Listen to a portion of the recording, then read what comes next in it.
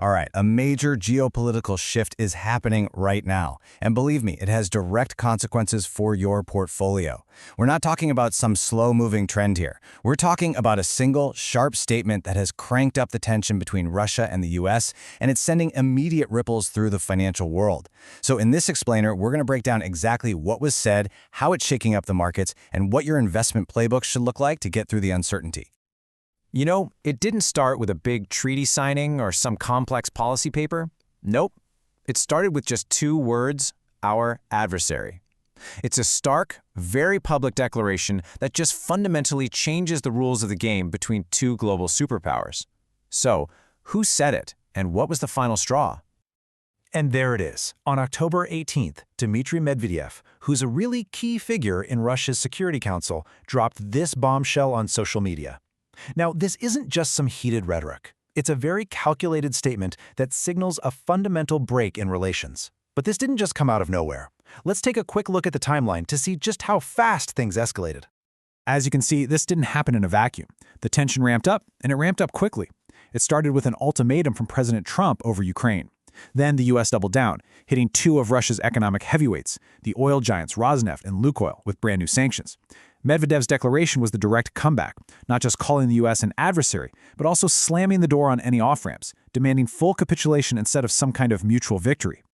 So let's start with that initial spark, the declaration itself. It is so crucial to understand why a statement like this isn't just diplomatic background noise. It's a powerful signal that introduces a very real, very tangible risk into the financial world. At the heart of all this is a concept that every single investor needs to get their head around. Geopolitical risk. All it really means is the danger that politics and international relations can come back to bite your investments. Think of it like the financial aftershock of a political earthquake. And this right here perfectly visualizes what's happening. Imagine a global risk meter. Well, Medvedev's statement just slammed that needle deep into the red zone. This isn't just a localized problem. It creates uncertainty that ripples through the entire global market, and it affects portfolios far, far beyond Russia or the US. So, if that declaration was the spark, now we need to look at the fire it ignited, the real-world impact on the markets. Let's trace how these geopolitical shockwaves are directly hitting key sectors, some of which are probably in your portfolio right now.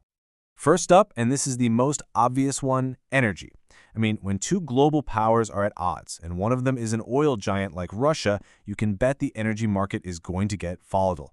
Let's see what that actually looks like. The logic here is pretty straightforward. The sanctions on Russian companies like Rosneft and Lukoil, they're designed to squeeze the global oil supply, and that almost always leads to price spikes. This creates a really clear split. It's a potential win for U.S. producers like ExxonMobil and Chevron, who get to sell at higher prices, but it puts enormous pressure on European energy companies that are way more dependent on that Russian supply. Okay, so with rising tensions comes rising military readiness. This puts a huge spotlight on the defense and aerospace sector, which, let's be honest, is often seen as a winner during periods of conflict.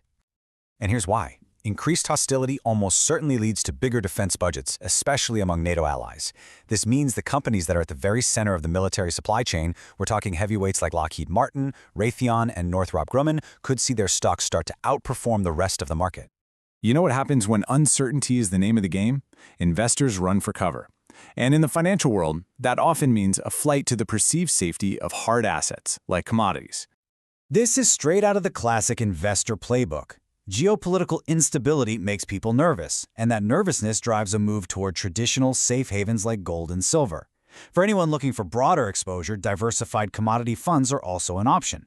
As you can see here, some of the most common ways to do this are through ETFs like GLD for gold, SLV for silver, and DBC for a whole basket of commodities. But the impact doesn't stop there. These shock waves from conflicts between major powers often hit the hardest in emerging markets, which are just typically more vulnerable to global instability.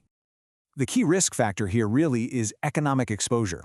Countries with significant trade ties to Russia, think India and Turkey, are particularly vulnerable.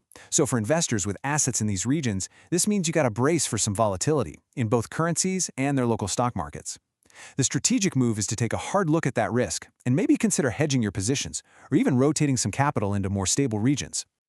Okay, so we've diagnosed the risks and identified the market sectors that are feeling the heat. Now let's talk solutions. This next section is your shelter, a practical investment playbook for how to navigate this new, more volatile landscape. Let's break down the strategy into two distinct timeframes. The short-term plan, over on the left, is purely reactive. It's all about adjusting your portfolio to this immediate new reality. That means tilting towards sectors that can benefit from conflict, like energy and defense, while hedging with commodities. The long-term strategy on the right, though, is proactive. It's about anticipating the next moves, keeping a close eye on diplomatic channels, and staying on high alert for retaliatory sanctions from Russia, which could pop up in unexpected places like tech or agriculture. Let's boil this down into a really clear 4-step action plan for the short term. Step 1 is just to analyze. You need to know exactly where your current portfolio is exposed to this conflict. Step 2 is tactical. Think about adding energy and defense stocks to get in line with this new reality, but only if it fits your personal risk tolerance. Step 3 is defensive. Use hedges like gold or broad commodity ETFs to insulate against more shocks. And finally, Step 4 is risk management. Actively review and maybe reduce your exposure to those vulnerable emerging markets we just talked about. So, that's the immediate plan. But this situation is anything but static. To wrap this all up, let's look out to the horizon and identify the key signposts you need to be watching that will tell us where this economic conflict is going next. These are the 4 key indicators to keep on your radar. First, what will President Trump do next? His actions are going to be a huge factor. Second, watch India's energy policy. Will they start cutting back on Russian oil purchases? That would be a major economic blow to Moscow. Third, be on the lookout for Russia's retaliation. Where will they aim their next sanctions? And finally, monitor those NATO defense budgets. Are countries actually putting their money where their mouth is? Each one of these is a critical piece of the puzzle. And that leaves us with a big question on the board, doesn't it? We've seen the opening moves and the market's initial freakout. But with both sides ready to make a countermove, this really is an economic chess match where the next move is anyone's guess.